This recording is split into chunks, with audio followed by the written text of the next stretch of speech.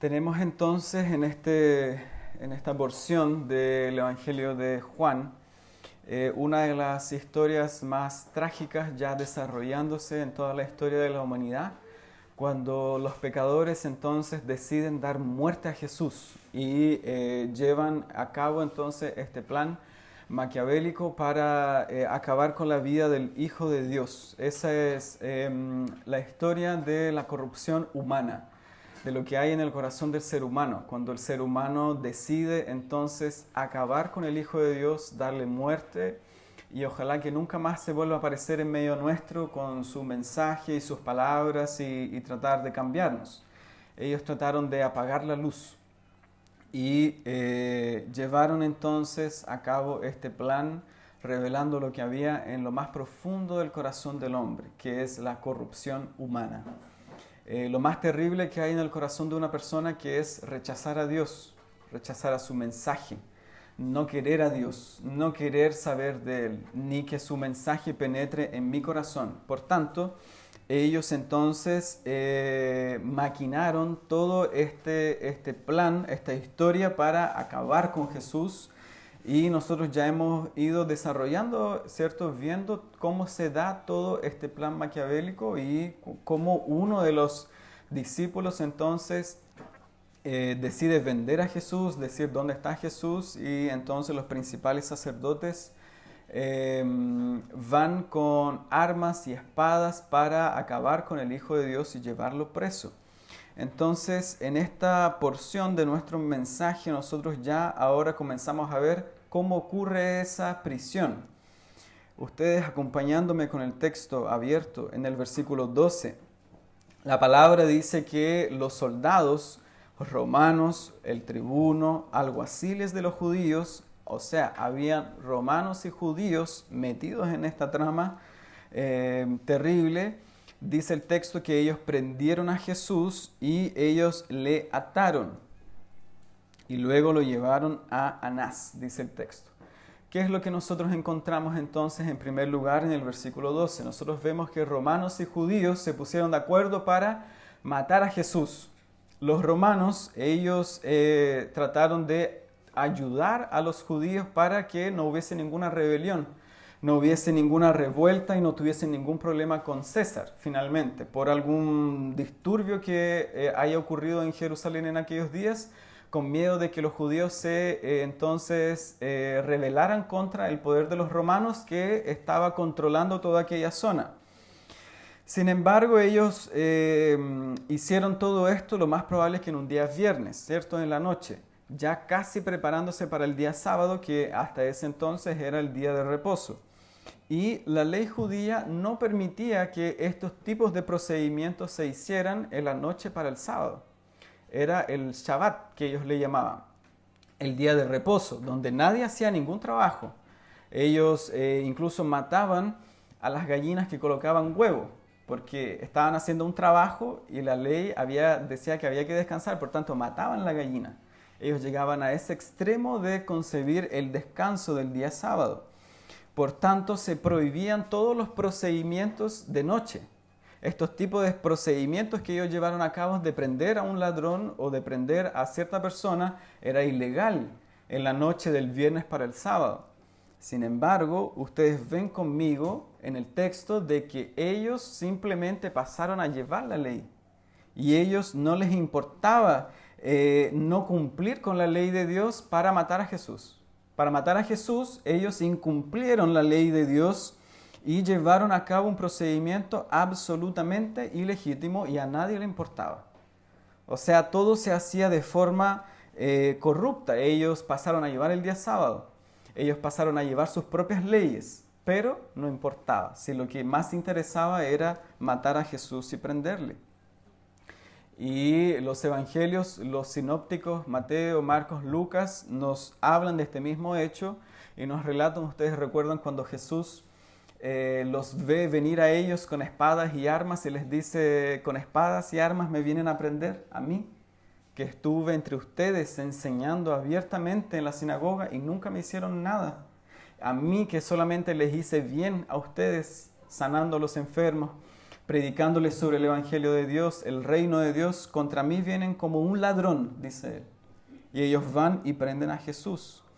En el versículo 13, entonces ahora podemos tener una aparente confusión, si ustedes siguen conmigo, porque digo solamente aparente, porque el texto dice que ellos tomaron a Jesús, lo prendieron, lo ataron y ahora lo llevaron a Anás, porque Anás era suegro de Caifás, dice el texto, que era sumo sacerdote aquel año. El texto dice entonces que Caifás era el sumo sacerdote aquel año. Más abajo, en el versículo 19, que nosotros vamos a ver el siguiente domingo, dice que el texto de que Caifás fue el que había dado consejo a los judíos de que convenía que un solo hombre muriese por el pueblo. El versículo 19 dice que el sumo sacerdote comenzó a preguntarle a Jesús acerca de sus discípulos y de su doctrina. Pero en el versículo 19 está hablando de Anás, no todavía de Caifás. Entonces, ¿quién era el sumo sacerdote? ¿Era Anás o era Caifás? El texto nos aparece diciendo de que Anás era el suegro del sumo sacerdote, pero en el versículo 19 dice que Anás era el sumo sacerdote. Pero nosotros no tenemos ningún problema con eso, porque la historia judía nos ayuda a dilucidar lo que estaba ocurriendo allí. Anás era uno de los sumos sacerdotes que había sido escogido años anteriores. Él era como un patriarca de los sumos sacerdotes. Él era un hombre muy poderoso, él era un hombre que tenía mucha eminencia en aquellos días, era un hombre con mucho dinero, porque él y toda su familia vendía los sacrificios al pueblo para que el pueblo sacrificara a Dios. Él vendía esos sacrificios y le aumentaba bastante el precio de esos sacrificios. Entonces la gente pagaba de más y él se quedaba con un poco. Y así ellos se enriquecieron de gran manera. Y como los romanos estaban entonces teniendo gran poder sobre aquel lugar, los romanos designaban a los sumos sacerdotes. Entonces los romanos iban y decían, Anás va a ser el sumo sacerdote en aquel año. Y para que eso ocurría, había todo un soborno por detrás. La persona le pagaba a Roma para tener este título. Ellos sobornaban a los romanos. Todo era una corrupción, era un sistema corrupto. Cuando en el Antiguo Testamento usted ve que era Dios el que apartaba a cierta persona para ser un sumo sacerdote. Dios lo llamaba y era un sumo sacerdocio vitalicio, era toda su vida, no duraba un año. Sin embargo, acá el que más era, en nuestro chilensis, chupamedia de los romanos, se ganaba el título. Entonces los romanos iban y sacaban a este, colocaban al otro. Entonces en un año fue Anás, y en otros años eran sus hijos. Él tenía 5 hijos, los 5 hijos llegaron a ser sumos sacerdotes, e inclusive uno de sus yernos en aquel año, que era Caifás. Eso es lo que nosotros podemos encontrar según la historia judía, y eso nos ayuda a dilucidar que el pueblo tenía como sumo sacerdote emérito, por decirlo así, a Anás. Entonces el texto nos va a decir en algunas oportunidades que Anás era el sumo sacerdote, y en otras oportunidades a Caifás. Caifás era como el titular de aquel año, pero de forma emérita o de tanto cariño y valor que la gente le daba a Anás, también lo consideraban sumo sacerdote. De hecho, después de la muerte de Jesús, en unos años más, hubo un romano, un emperador, un gobernador, digo, que se llamaba Vitelio, que él fue y quitó a Caifás del sumo sacerdocio, no duró nada. Y después se lo fue a dar a otro hijo de Anás. Así estaba el sistema corrupto de Israel en aquellos días. La política con la religión mezcladas de una forma corrupta, ilegal y bárbara inclusive. Los romanos tomando el poder del sistema religioso de aquellos días, designando quién era el sumo sacerdote.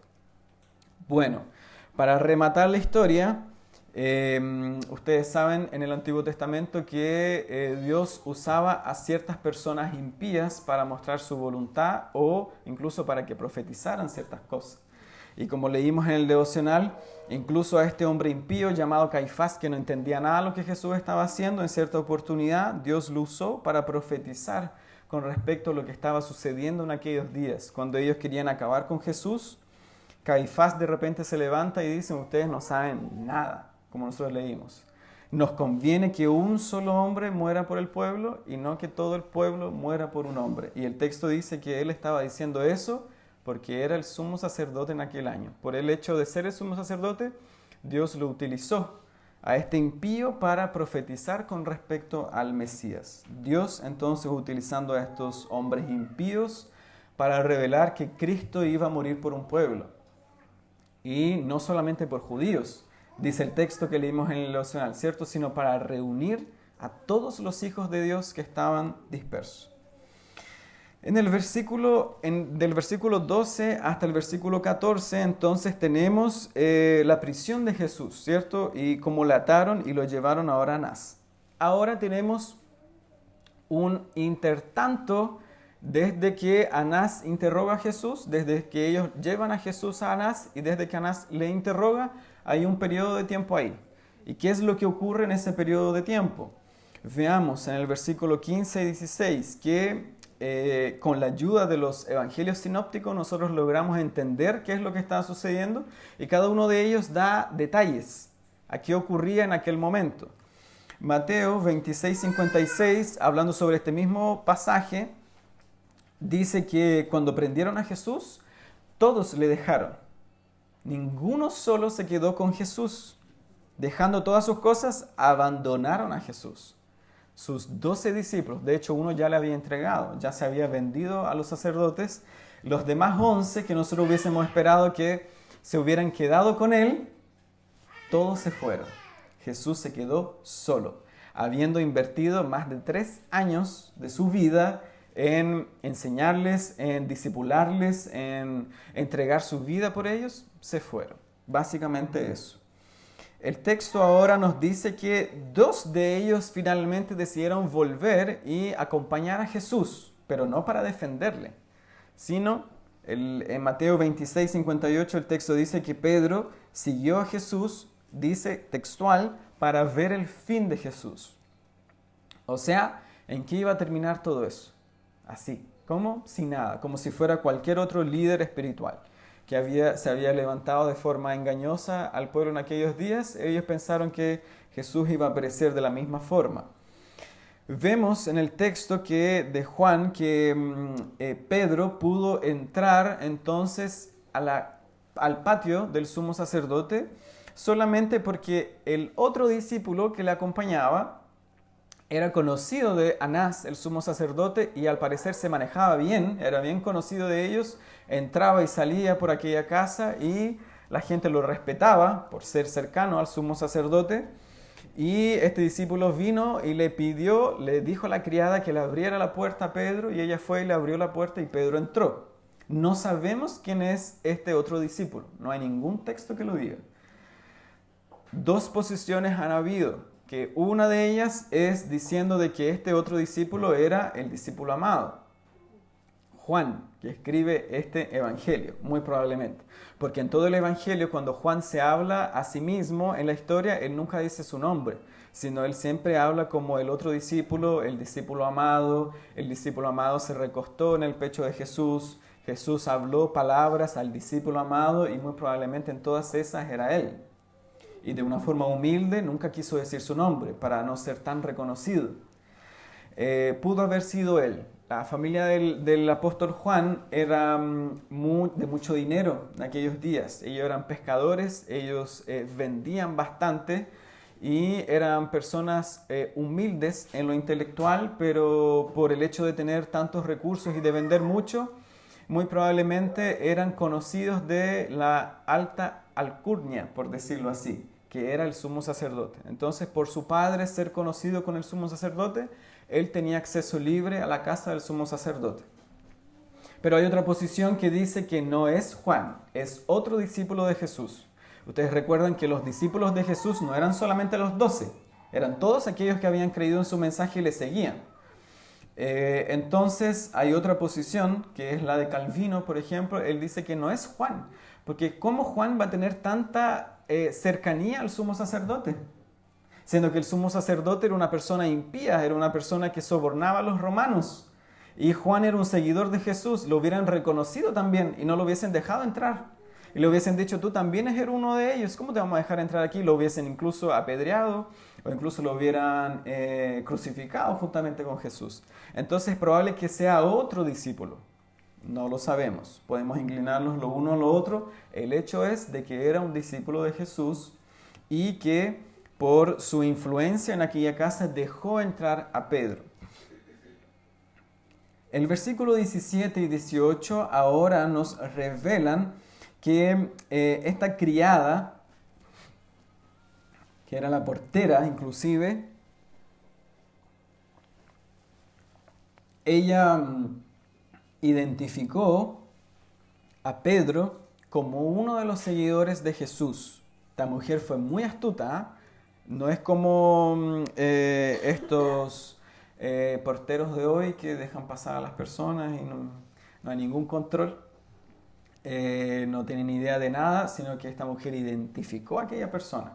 Hay otros evangelios que dicen que estos porteros, ellos vieron a Pedro y le dijeron: tu forma de hablar te delata. Tú eres un Galileo, tú hablas como Jesús, eres de la misma zona que él. Y Pedro le dijo: eso es falso. Otros dijeron: este hombre anduvo con Jesús, es uno de ellos. Esta portera, mujer muy astuta, fue entonces y le dijo que, si ustedes me acompañan en el texto, ella dice: ¿no eres tú también de los discípulos de este hombre? Observen la forma de despreciar a Jesús, una forma negativa.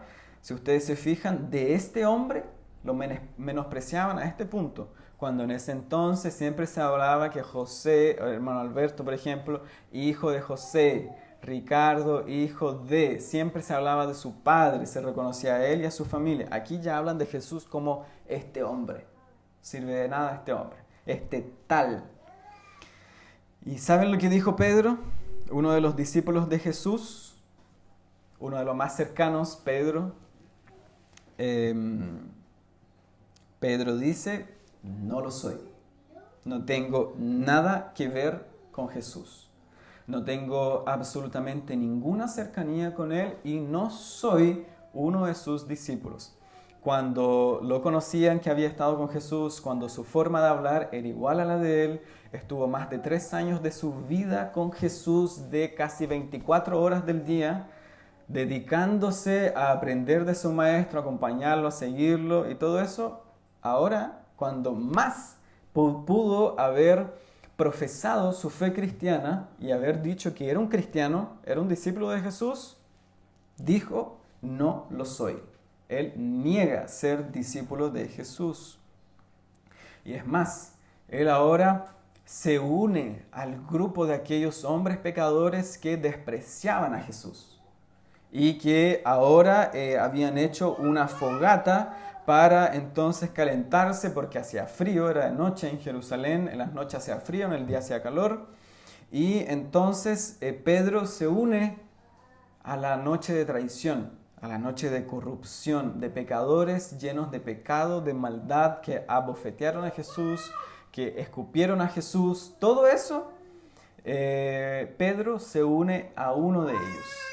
Cuando el Salmo capítulo 1 dice de que son bienaventurados aquellos que no se sientan en silla de escarnecedores, aquellos que no andan en consejo de malos, ni en camino de pecadores, Pedro se unió a este grupo de pecadores. Una triste historia, ¿verdad? ¿Qué nos enseña estos versículos? Ahora comenzamos a entrar a la parte más profunda del texto. Ya explicamos el texto, qué es lo que significa, vimos todas las aparentes confusiones y las desciframos con la propia Biblia, y ahora lo que más importa es qué tiene que ver este texto con mi vida. ¿Qué importa este relato conmigo? Y espero que puedan abrir sus receptores mentales, porque como dijo Sujel Michelén, con textos como estos tan predicados, la gente tiende a apagar su receptor. Porque han escuchado muchas veces sobre este texto, entonces dice lo mismo de siempre, de Pedro. De hecho, nosotros ya enseñamos sobre Marcos y en Marcos tratamos este mismo episodio, entonces abra su receptor, ¿ya? Para que todos podamos aprender las verdades que nos han sido dichas por varias veces y de varias formas. Lo primero que nosotros podemos aprender de este episodio de Jesús aquí en Juan 18, del 12 al 18, desde la prisión de Jesús hasta la negación de Pedro, en este pequeño lapso de tiempo, vemos que los hombres prendieron a Jesús. Sin embargo, la prisión de Jesús nunca fue un fracaso en el plano divino de Dios. La prisión de Jesús no fue el triunfo de los pecadores, que nosotros digamos qué lamentable. Dijo que nos salvaría y ahora está en las manos de los pecadores. Eso no es cierto. Cuando nosotros contemplamos el versículo 12, nosotros lo que estamos viendo es un cumplimiento de la voluntad de Dios. En Hechos, cuando Pedro entonces hace este discurso maravilloso, esta predicación poderosa, dice que Jesús fue entregado por el consejo de Dios de antemano. Hace muchos años atrás Dios lo entregó a él a morir por pecadores como nosotros y a padecer en manos de pecadores. Entonces lo que Jesús está haciendo es darle cumplimiento al plan de Dios. Ningún pecador estaba acabando con su vida. Ningún pecador estaba destruyendo el propósito de Dios, sino más bien se estaba cumpliendo el plan divino. Y Jesús vino para cumplir el plan de Dios voluntariamente. Él se entregó de forma voluntaria. Ustedes recuerdan que con una sola par de palabras que él dijo, 2 palabras, cuando lo vinieron a buscar y dijeron, estamos buscando a Jesús Nazareno. Él solamente dijo, yo soy. Y con eso los llevó y los postró en la tierra a todos ellos, que no eran como 10 personas, era una compañía de personas que eran como 1000 que lo vinieron a perseguir. Todos ellos cayeron y retrocedieron y cayeron a tierra, con solo 2 palabras de Jesús. Sin embargo, él aquí en este momento se enmudeció, como dice el profeta Isaías. Como un cordero llevado al matadero, enmudeció, no abrió su boca, se entregó libremente, porque si hubiese chispeado los dedos, hubiese aparecido una legión de ángeles y los hubiese destruido a todos en aquel mismo instante. O él pudo haber confundido sus mentes y cada uno se hubiese empezado a matar a su compañero, como ocurría en el Antiguo Testamento cuando Dios lo hacía. Hubiese habido un rumor de guerra y ellos hubiesen salido espantados. Jesús podía haber hecho todo eso. Sin embargo, no lo hizo para dar cumplimiento al plan divino de Dios y lo hizo de forma voluntaria. Jesús se sometió de forma obediente. Todo lo que el Padre le pidió, Jesús lo hizo y lo cumplió, la ley de forma absoluta. Él no dijo nada. Él cumplió todas las profecías y se entregó a morir por pecadores. Y Jesús llevó a cabo este plan de forma perfecta. Nunca pecó. Nunca ofendió a los demás como Pedro, que sacó una espada y quería acabar con Malco, de hecho partiéndolo por la mitad, pero se equivocó y entonces le cortó la oreja, actuando de una forma impía. Jesús nunca hizo eso.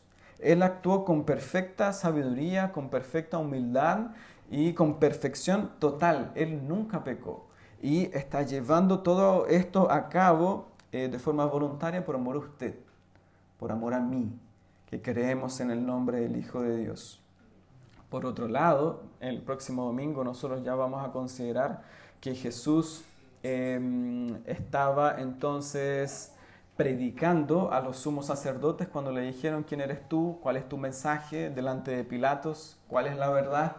Y Jesús entonces le expone el Evangelio siempre y nunca negó a ninguno de nosotros, porque él pudo haber perfectamente dicho, yo soy el rey de los judíos, pero no de estos par de hombres que me dan vergüenza y que me negaron, de ellos yo no lo soy. De los otros sí, pero de estos par de sinvergüenzas no. Jesús nunca dijo eso. Nunca negó a nadie, a ninguno de sus hijos. Ninguno de sus hijos de aquel momento y de todos aquellos que habían de creer. A usted ni a mí, con todas nuestras fallas, con todos nuestros errores y pecados, Jesús nunca nos negó, jamás. Sin embargo, ahora tenemos en segundo lugar a un cristiano que entonces nos revela su historia, la historia de Pedro, hasta qué punto puede llegar un hombre cristiano cuando cae. Y cuán grande puede ser la debilidad de un hijo de Dios que niega a su maestro. Su maestro nunca le negó, estaba siendo interrogado y nunca negó a ninguno de sus hijos. Sin embargo, sus hijos sí pueden llegar a un nivel terrible de maldad y de pecado, negando al Hijo de Dios. ¿Qué es lo que ocurre con Pedro? ¿Qué es lo que está pasando en la vida de Pedro?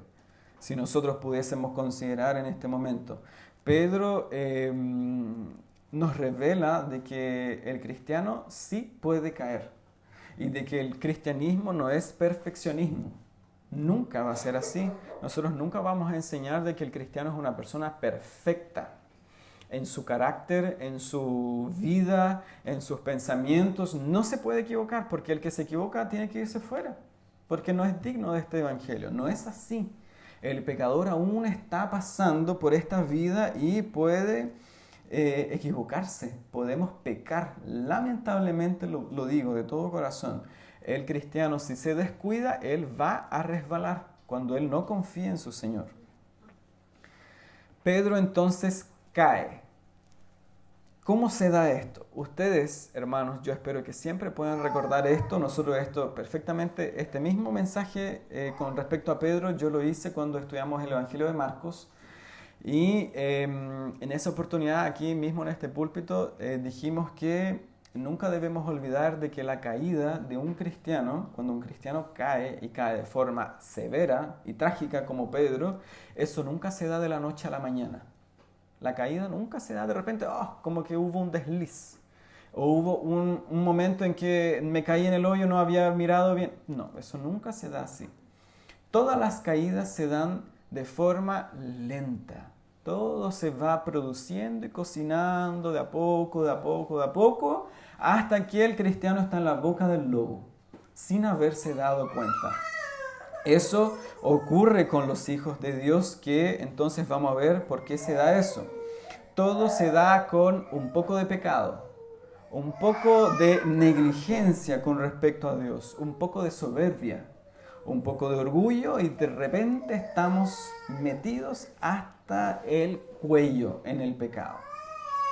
Eso fue precisamente lo que ocurrió con Pedro. Veamos en primer lugar ahora que Jesús le había advertido a Pedro. Esto no ocurrió sin un previo aviso del Señor. Jesús le dijo, Mateo 26, 33 a 35, en aquella noche, antes de ser entregado, Jesús les dice, todos ustedes se van a escandalizar de mí en esta noche, todos, ninguno con excepción, nadie.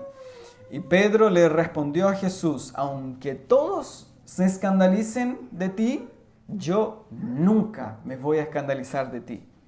Jesús le dijo a Pedro, de cierto te digo que esta noche, un par de horas más, antes que el gallo cante, tú, Pedro, me vas a negar 3 veces. Aquí en nuestro texto tenemos la primera negación, después hay otra más y otra más.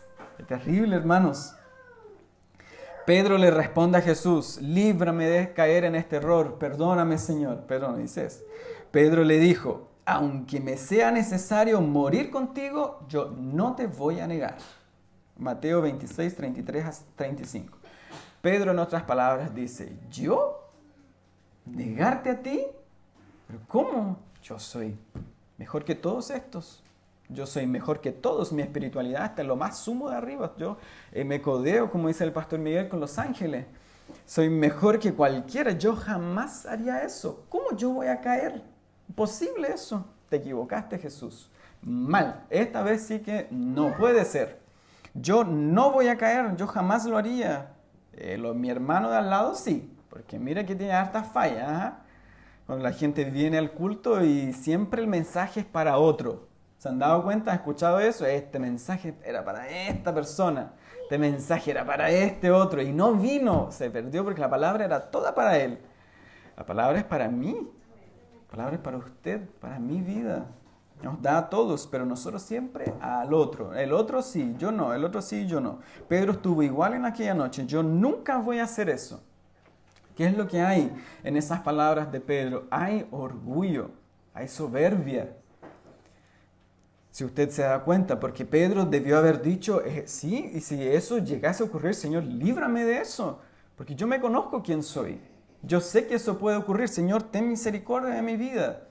Pero en el corazón de Pedro había orgullo y soberbia. Esa es el primer ingrediente de esta terrible condición de un pecador cristiano para caer. El primer ingrediente de la caída de Pedro es el orgullo y la soberbia. Veamos el segundo ingrediente. Jesús le dijo a Pedro en el otro evangelio, Pedro, en las horas antes de ser entregado, Pedro, ¿no habéis podido velar conmigo una hora? Jesús les había pedido a sus discípulos, velad y orad para que no caigáis en tentación. El espíritu es fuerte, la carne es débil, velen y oren. Y Jesús les dijo, tú Pedro no pudiste estar conmigo una hora siquiera. ¿Se dan cuenta? Pues los fue a ver y estaban lanzados en el sueño, cuando Jesús les había pedido expresamente que lo acompañaran, porque su alma estaba afligida hasta la muerte, se lanzaron al sueño. Pedro confiaba demasiado en sí mismo. Ese es el problema de Pedro. Confiaba demasiado en sí mismo, porque en vez de haber refugiados en Dios y haber buscado las fuerzas que vienen de Dios por medio de la oración, prefirió dormir y lanzarse en la negligencia espiritual. Entonces, segundo ingrediente para caer, no conocerse a sí mismo. Ser demasiado autoconfiante. Confío demasiado en mí. No necesito ir a la iglesia, pues yo estoy bien. No necesito ningún consejo porque yo ya soy sabio. No necesito que nadie me ayude en nada porque yo me las puedo. Yo puedo tomar decisiones, puedo seguir en mi vida haciendo lo que yo quiera porque yo no necesito a nadie. No necesito la iglesia, no necesito un anciano, no necesito un amigo, un líder más sabio que yo. No lo necesito porque yo estoy súper bien. Estoy súper bien, yo no necesito de esas cosas. ¿Para qué ir a una vigilia de oración si yo en verdad puedo orar en mi casa y cuando yo quiero porque yo estoy bien? Ese es el segundo ingrediente para caer. ¿Qué es lo que nosotros tenemos como resultado final de estos ingredientes que ya vimos en nuestro texto? Que Pedro finalmente niega a Jesús.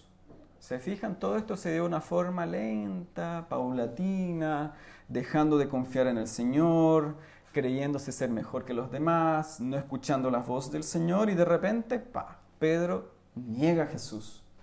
Cuando él había dicho, yo estoy dispuesto a morir por ti, cuando debió haberlo hecho, porque nosotros hubiésemos esperado que Pedro hubiese acompañado a Jesús en su sufrimiento y su dolor. No, Pedro entonces está negando a Jesús. Nunca olvide que ahora, en tercer lugar, el problema de Pedro y el problema de cualquier persona que llega a caer en pecado es que no se conoció a sí mismo, Pedro. El Dr. Lloyd Jones dice de que el resumen de todo el cristianismo en uno de sus aristas es conocerse a sí mismo. En eso se resume el cristianismo, en usted saber quién es usted, quién soy yo, cuáles son mis debilidades, cuál es mi estado de pecado y de maldad. De hecho, el Evangelio comienza con eso, que usted se conozca quién usted es, qué es, cuál es el estado en el cual usted se encuentra. Porque un cristiano verdadero sabe en qué se reduce su cristianismo en cada día, conocerse a sí mismo y saber que necesita del Señor. Yo necesito de Dios todo el tiempo. Necesito de Él porque yo soy débil. Yo necesito de la gracia de Dios en mi vida, incluso para despertar, para respirar, para que mi cuerpo funcione en todos sus sistemas que nosotros tenemos, en mi pensar, en mi caminar, en mi mente. Por completo yo dependo de Dios. Y yo lo necesito a Él de forma urgente y constante. Porque, ¿qué sería de nosotros si Dios retirase su mano de mi vida? Y me diga, ¿sabes qué? Desde hoy, por ti mismo, tu cristianismo. A ver cómo te va. Cuando nosotros queremos ser mejor que los demás, que la podemos y que somos totalmente una espiritualidad así gigantesca, que se imagina si Dios le dijera eso. Mañana, sin mi gracia en tu vida, nosotros quizás ¿qué haríamos? Podríamos llegar al nivel de Hitler sin la gracia de Dios en nuestra vida. Nosotros debemos escuchar el consejo del apóstol Pablo en 1 Corintios capítulo 10, versículo 12. El que piensa estar firme, mire que no caiga. Yo no soy una persona firme, dice el cristiano. Yo soy una persona que puede tambalear. Si yo me guío por mis emociones, por mis defectos y todo eso, pero yo sigo adelante por la gracia de Dios en mi vida. Mi fe es débil, pero la mano de Dios es poderosa para sostenerme cada día. Yo me lanzo a Dios, me entrego a Él, que Él no me abandone, no me entregue a mí mismo, no me deje caer en mis pensamientos, en mi propia sabiduría. Había un personaje en El Peregrino que se llamaba sabio según el mundo. Él se dejaba guiar por la sabiduría del mundo. Que Dios no me deje entregarme a mi sabiduría. Que Dios no me deje entregarme a mis consejos. Porque hay muchos caminos que al hombre le parecen ser rectos, pero son caminos de muerte. Que Dios me enderece y me guíe por sus caminos. No me deje entregarme a mi propio pensamiento, a mis propios deseos, porque no todo lo que queremos es bueno siempre. No todo lo que nosotros pedimos es bueno. Es por eso que muchas veces Dios dice, no eso, porque eso no te hace bien. Esa persona no te hace bien en tu vida, yo la quito. Yo te saco de ese trabajo, yo te doy otro, yo hago esto y quito cosas de tu vida, porque eso te va a llevar a la perdición. Eso es necesario en nuestra vida. No todo es sí siempre.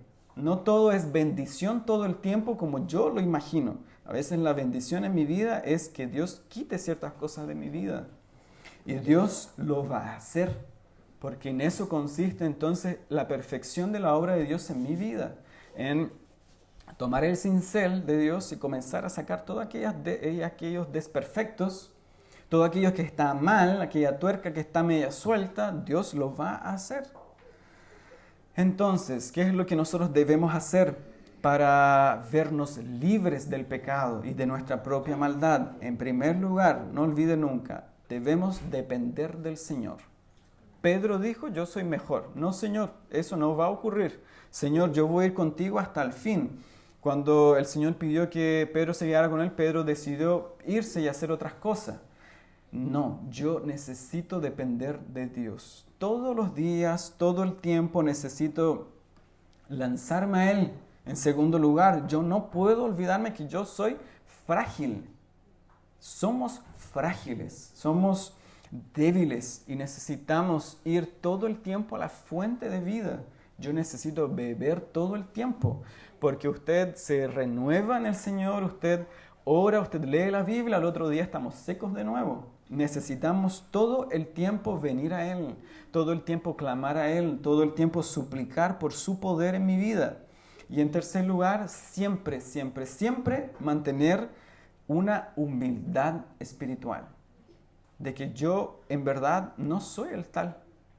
No soy una persona fantástica. Yo necesito cambiar muchas cosas en mi vida. Yo necesito tomar ciertas resoluciones con respecto a mí, con respecto a ciertas cosas que yo no estoy haciendo bien. Yo necesito cambiar y yo no puedo cambiar por mí mismo, no puedo cambiar mi vida por sí solo no lo puedo hacer. Yo necesito de la gracia de Dios en primer lugar, y en segundo lugar yo necesito la iglesia. La iglesia, mi hermano, es el lugar donde yo puedo cada día perfeccionarme en mi andar cristiano. Yo lo necesito a usted. La mano necesita de la otra mano, la mano necesita del cuerpo. No anda cada uno suelto por cualquier lugar. Eso es humildad espiritual. Es reconocer que nos pertenecemos el uno al otro. Y que en ese pertenecernos el uno al otro, nosotros necesitamos entonces, lo necesitamos a usted con sus dones para que usted pueda ministrar a mi vida, para que así todos podamos crecer. Porque hay cosas que yo quizás no lo veo, pero mi hermano sí lo ve. Y en este camino nosotros podemos crecer para la gloria de Dios. ¿Y qué hacer si yo ya hay alguna persona de acá o alguien que ya está afuera, cayó en este pecado terrible y no solo negó a Jesús? Nosotros podemos negar a Jesús de diversas formas, de diversas maneras, o en diferentes tipos de pecados, sea esa su situación en esta mañana, en este día, me gustaría que usted pudiese recordar de que este episodio no fue el fin de la vida de Pedro. La caída nunca será el fin para un cristiano. No es el final de la vida de una persona que verdaderamente creyó en el Señor Jesucristo. El pecado nunca va a tener la palabra final en mi vida, ni en la vida de ninguno de nuestros seres queridos que hoy están lejos de Dios por haber pecado contra Dios. Nunca lo será. Toda vez que las personas se arrepientan, son restauradas. Porque este hecho no es el fin de la vida de Pedro. Nosotros después vamos a llegar, terminando el Evangelio de Juan, a Juan capítulo 21, cuando Pedro ya dijo, yo no sirvo para nada, mejor vamos a pescar y dedicarnos a lo que hacíamos antes del cristianismo. Y de repente Jesús aparece entre ellos caminando por la playa y hablando a sus corazones y trayéndolos de vuelta y restaurando a Pedro, diciéndole, Pedro, ¿tú me amas? ¿Tú verdaderamente tú me amas? Y Pedro le dijo, yo verdaderamente te amo. Pedro ya se había arrepentido lo más profundo de su corazón. Cuando Pedro lloró amargamente por su pecado, por su maldad, por su iniquidad, el Señor luego lo restauró. El Señor le dijo que también lo amaba. Y en Hechos capítulo 2, ahí usted tiene Pedro siendo revestido del Espíritu Santo y ahora restaurado siendo el gran predicador de la iglesia cristiana. Entonces, este capítulo no es el final de la vida de un creyente. Nunca lo será. Todo creyente que niega a su Señor de forma lamentable y trágica y terrible, si se arrepiente de sus pecados, puede ser restaurado.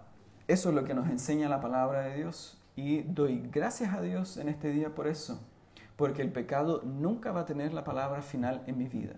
Ni el pecado, ni el diablo, ni la muerte. Todo el arrepentimiento está disponible para los cristianos que pecan y no caen de la gracia de Dios, pero que se arrepienten de sus pecados y se vuelven al Señor. Este es un hecho en la negación de Pedro y todo lo que eso ocurrió cuando los discípulos le dejaron, que nuestro Dios en su soberanía pudo haberlo quitado del registro bíblico, para que nosotros no nos sorprendiéramos de la iglesia y dijéramos, pero ¿cómo si hay discípulos acá que siguen a Jesús y ahora están fuera? ¿Cómo eso puede ser posible? No, yo me voy de acá porque este cristianismo la verdad es que es una locura. Por personas que era la iglesia de Dios, no se supone que son cristianos y se van al mundo y niegan a su Señor. No, yo no, con ellos no.